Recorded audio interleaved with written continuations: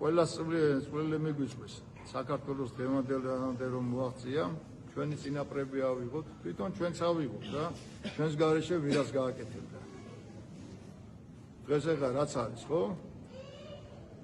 თუნდაც ის 2013 წლის 17 მაისს, ხო? ჩვენ რომ გამოვდიოდით, ცალკე შიგნით ეკლესიაში მრისხავდნენ, რომ ეს რა გააკეთეო და ცალკე გარედანაც ვის უნდა. დღეს ხომ ხედავთ, არჩევნებში თავარი ის იყო რა მაგი, ხო? ამიტომ ეკლესია ყოველთვის იქ დგას, რაც ჩვენ გვჭირდება.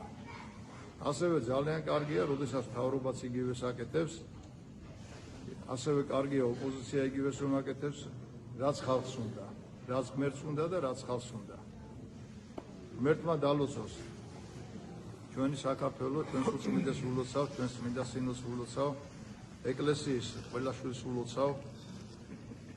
ამ დიდ დღეს ჩვენს მთავრობას და მხედრობას ულოცავ, ჩვენს ოპოზიციას ულოცავ, ჩვენს იმ ადამიანებს ქუჩებში რომ დარბიან, თუმცა ნამდვილად არ ვიცი, აი რატო დარბიან რა უნდათ, მაგრამ ისე ყოფილიყოს, რომ ყველას ერთად ერთი დიდი საქმე გვეკეთებინოს, ქართული საქმე, ღვთის საქმე გვეკეთებინოს ყველას.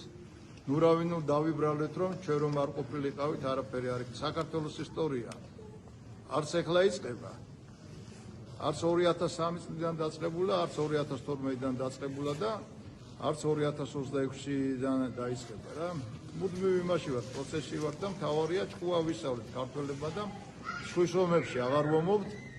ერთმანეთი აღარ დავჭამოთ რა, გვეყო რა, ეს გვეყო, ყველაფერი გვეყო.